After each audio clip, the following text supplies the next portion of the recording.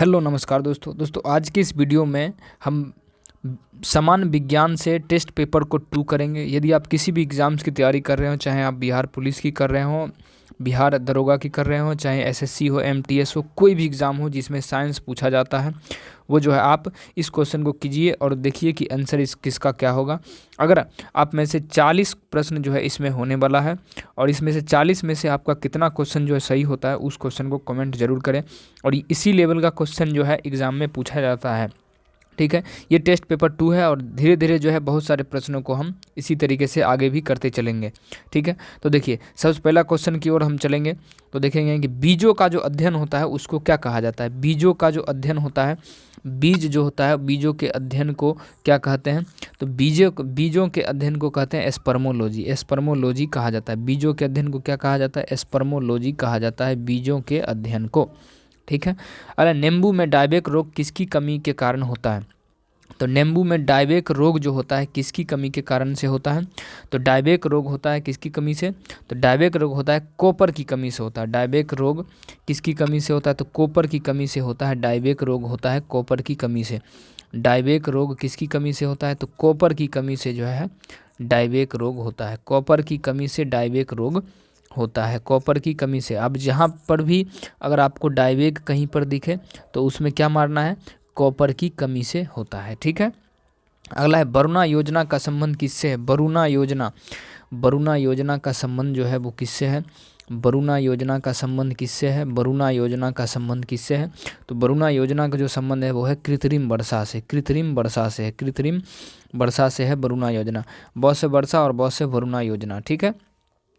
भारतीय दलहन अनुसंधान संस्थान कहाँ पर है, भारतीय दलहन अनुसंधान संस्थान कहाँ में है, तो दलहन अनुसंधान संस्थान कहाँ में है, तो इसका जो सही आंसर हो जाएगा कानपुर में है। दलहन अनुसंधान संस्थान कहाँ में है, दलहन अनुसंधान संस्थान कहाँ में है, भारतीय दलहन अनुसंधान संस्थान कानपुर में है। कानपुर में है, कानपुर में है, कहाँ में है, तो कानपुर में है। दलहन अनुसंधान संस्थान कहाँ में है, कानपुर में। भारतीय दलहन अनुसंधान संस्थान कहाँ है, कानपुर में है। कहाँ में है, तो कानपुर में।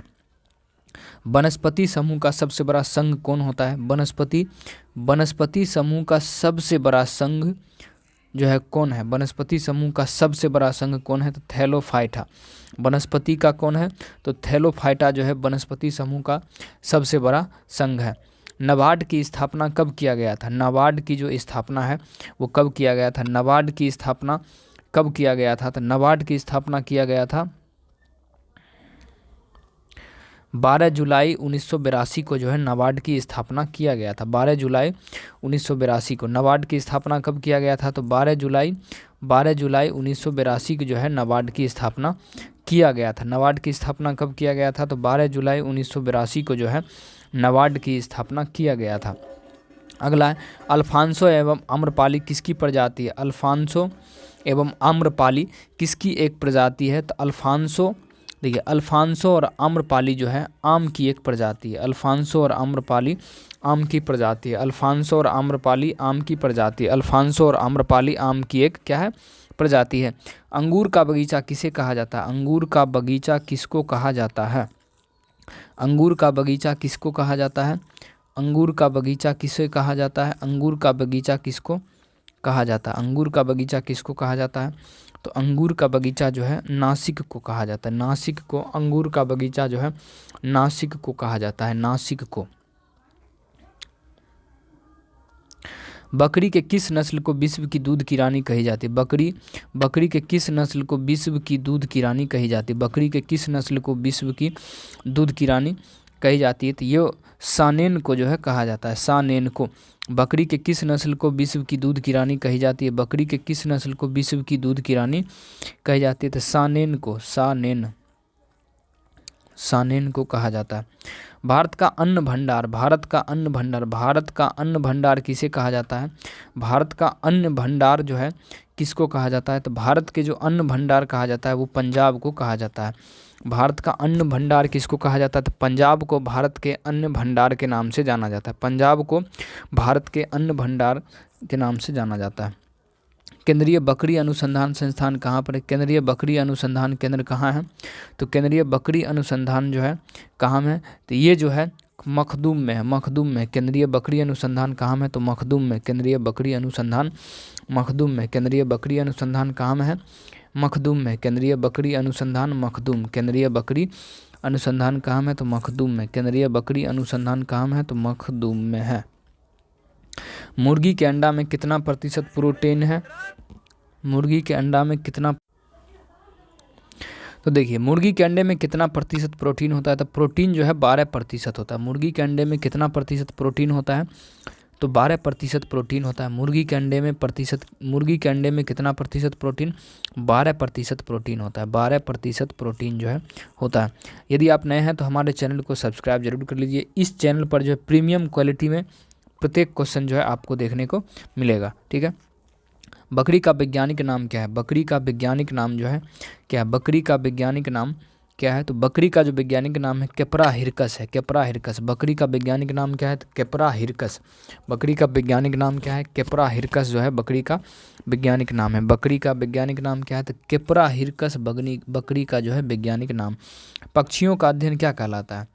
पक्षियों का जो अध्ययन है उसको क्या कहते हैं? पक्षियों के अध्ययन को क्या कहा जाता है? तो ऑर्निथोलॉजी कहा जाता है। ऑर्निथोलॉजी जो है पक्षियों के अध्ययन को, ऑर्निथोलॉजी पक्षियों के अध्ययन को, ऑर्निथोलॉजी पक्षियों के अध्ययन को ऑर्निथोलॉजी कहा जाता है। पक्षियों के अध्ययन को ऑर्निथोलॉजी कहते हैं। ऑर्निथोलॉजी पक्षियों के अध्ययन को क्या कहते हैं? तो ऑर्निथोलॉजी।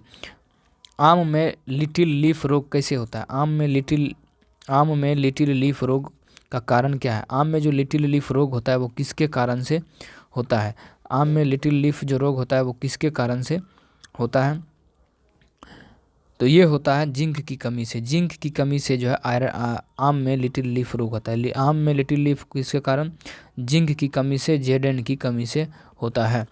फसल बीमा योजना कब से लागू हुआ? फसल बीमा योजना कब से लागू हुआ? फसल बीमा योजना जो है वह कब से लागू हुआ? तो फसल बीमा योजना जो लागू हुआ 1 अप्रैल 1985 से। 1 अप्रैल 1985 फसल बीमा योजना कब से लागू किया गया? तो 1 अप्रैल 1985। फसल बीमा योजना 1 अप्रैल 1985 से लागू किया गया। भारतीय बागवानी अनुसंधान संस्थान कहाँ है? भारतीय बागवानी अनुसंधान संस्थान जो है बागवानी कहाँ में है? तो ये जो होगा बेंगलुरु में है। भारतीय बागवानी अनुसंधान संस्थान कहाँ में है? तो बेंगलुरु में है। अगला केंद्रीय पशु चिकित्सा अनुसंधान कहाँ में? केंद्रीय पशु चिकित्सा अनुसंधान संस्थान कहाँ में है? तो पशु चिकित्सा अनुसंधान संस्थान कहाँ में है? ये बरेली में है। बरेली में केंद्रीय पशु चिकित्सा अनुसंधान संस्थान कहाँ में है? तो बरेली में है। हिरण का जो मांस होता है वो क्या कहलाता है? हिरण का मांस क्या कहलाता है? हिरण का मांस क्या कहलाता है? हिरण के मांस को क्या कहते हैं? हिरण के मांस क्या कहलाता है? हिरण के मांस को क्या कहते हैं? तो बेनिसन कहते हैं। बेनिसन कहते हैं। हिरण के मांस को बेनिसन कहते हैं। हिरण के मांस को क्या कहते हैं? बेनिसन कहते हैं।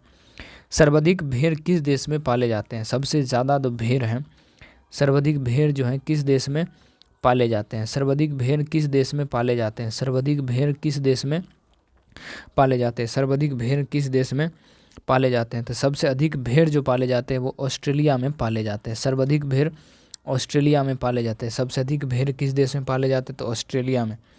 भूरी क्रांति का संबंध किससे है? भूरी क्रांति का संबंध जो है किससे है? तो भूरा क्रांति या भूरी क्रांति का जो संबंध है वो है उर्वरक उत्पादन से। भूरी क्रांति का संबंध किससे? तो उर्वरक उत्पादन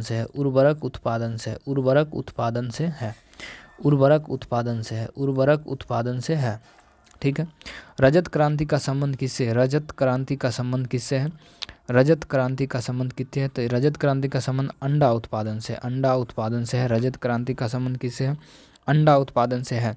केंद्रीय भैंस अनुसंधान संस्थान कहाँ में है? केंद्रीय भैंस अनुसंधान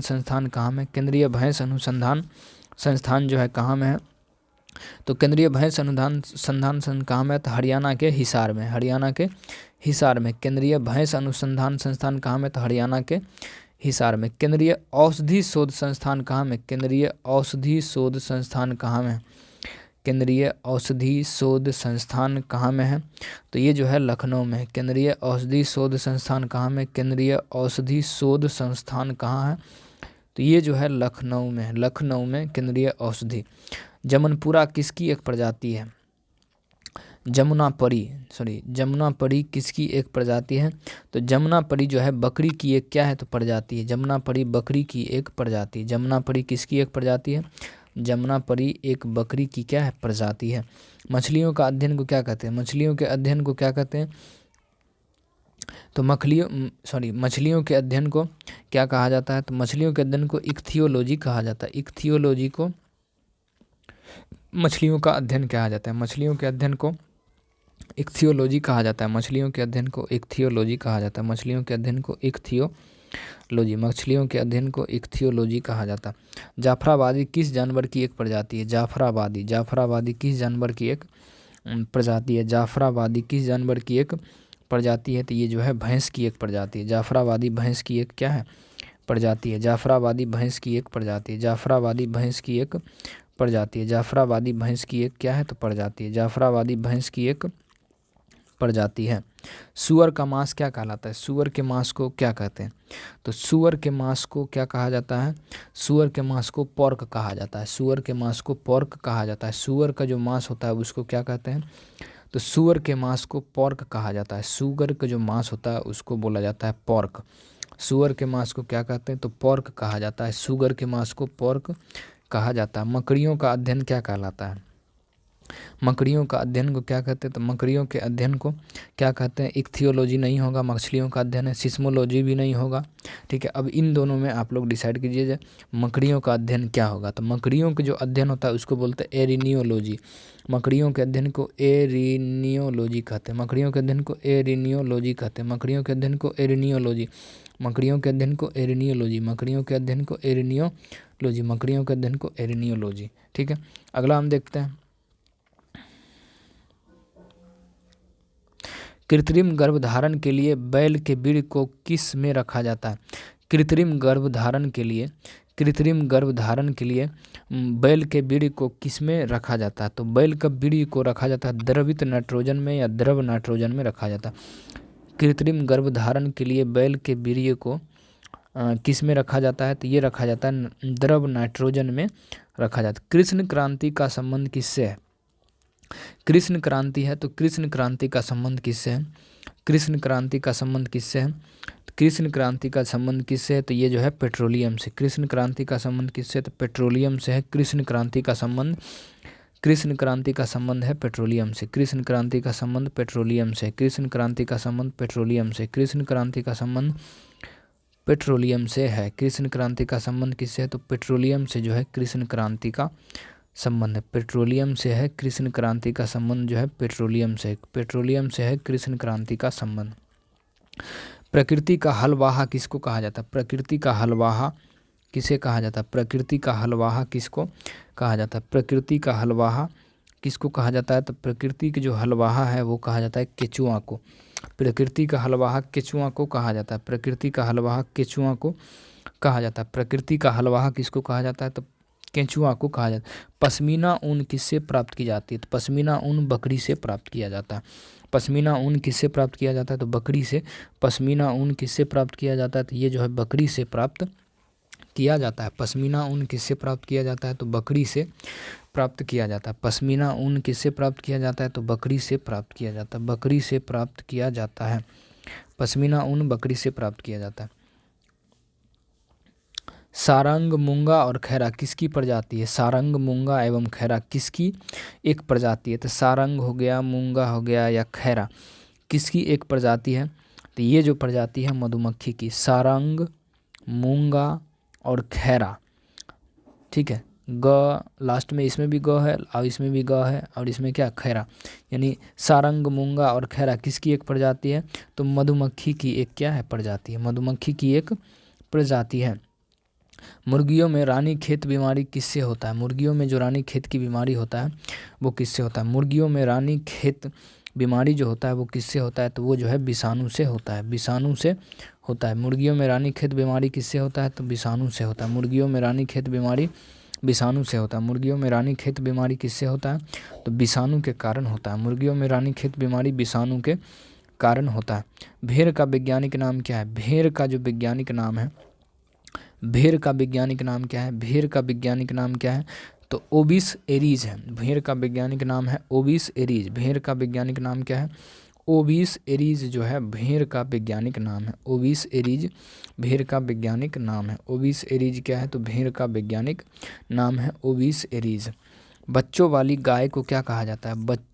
बच्चों वाली गाय को क्या कहा जाता है? तो बच्चों वाली जो गाय होती है उसको कहा जाता है डैम। बच्चों वाली गाय को डैम कहा जाता है। डैम कहा जाता है। बच्चों वाली गाय को क्या कहा जाता है? तो डैम कहा जाता है। बच्चों वाली गाय को क्या कहा जाता है? तो डैम कहा जाता है। बच्चों वाली गाय को डैम कहा जाता है। बच्चों वाली गाय को डैम कहा जाता है। बच्चों वाली गाय को डैम कहा जाता है। बच्चों वाली गाय को क्या कहा जाता है? तो डैम कहा जाता है। कृत्रिम रेयन क्या कहलाता है? कृत्रिम रेयन को क्या कहते हैं? कृत्रिम रेयन जो होता है उसको क्या कहा जाता है? कृत्रिम रेयन को क्या कहा जाता है? कृत्रिम रेयन को क्या कहा जाता है? तो कृत्रिम रेयन को जो सिल्क कहा जाता है। कृत्रिम रेयन को सिल्क कहा जाता है। कृत्रिम रेयन को सिल्क कहा जाता है। कृत्रिम रेयन को सिल्क कहा जाता है। कृत्रिम रेयन को सिल्क कृत्रिम रेयन को क्या कहा जाता है? कृत्रिम रेयन को सिल्क कहा जाता है। ठीक है। सबसे पहला क्लोन्ड स्तनधारी क्या है? सबसे पहला क्लोन्ड स्तनधारी जो क्या है? सबसे पहला क्लोन्ड स्तनधारी क्या है? तो डोली। सबसे पहला क्लोन्ड स्तनधारी तो डोली है। सबसे पहला क्लोन्ड स्तनधारी क्या है? तो डोली। सबसे पहला क्लोन्ड स्तनधारी डोली। सबसे पहला क्लोन्ड स्तनधारी क्या है? तो डोली। सबसे पहला क्लोन्ड स्तनधारी क्या है? तो डोली जो है सबसे पहला क्लोन्ड स्तनधारी है। पीली क्रांति का संबंध किससे है? तो पीली क्रांति के संबंध किससे? तो पीली क्रांति का संबंध जो है तिलहन से। पीली क्रांति का संबंध तिलहन से। पीली क्रांति का संबंध किससे है? तो तिलहन से। पीली क्रांति का संबंध किससे है? तो पीली क्रांति का संबंध जो है वो है तिलहन से है। पीली क्रांति का संबंध तिलहन से है। पीली क्रांति का संबंध किससे है? तो तिलहन से।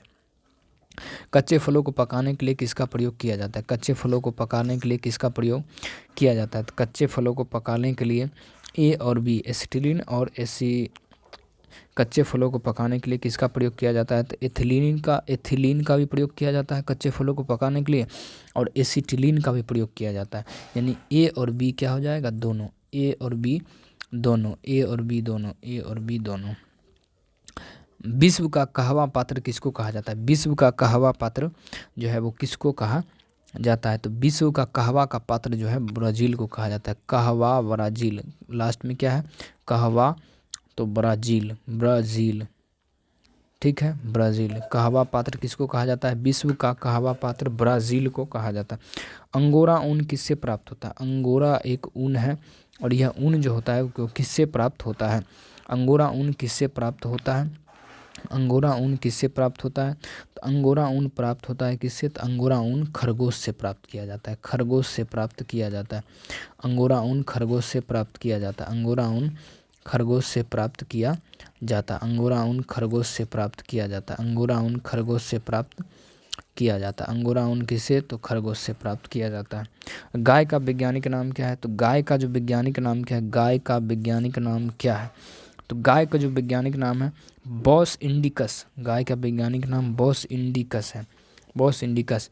तो दोस्तों इसमें जो है हमने 44 क्वेश्चन को, साइंस के 44 क्वेश्चन को, अगर इस वीडियो पर, ठीक है, इसमें आपका कितना प्रश्न जो है इस वीडियो में आपका सही हुआ है वो नीचे कमेंट जरूर करें, कितने में कितने प्रश्न सही हुए। यदि आप साइंस के लिए पूरी तरह से तैयार होना चाहते हैं तो इस वीडियो पर बने रहिएगा और आगे भी जो है सब्सक्राइब कर लीजिए और आगे भी इस तरीके का वीडियो जो है आपको मिलता रहेगा। जय हिंद, जय भारत।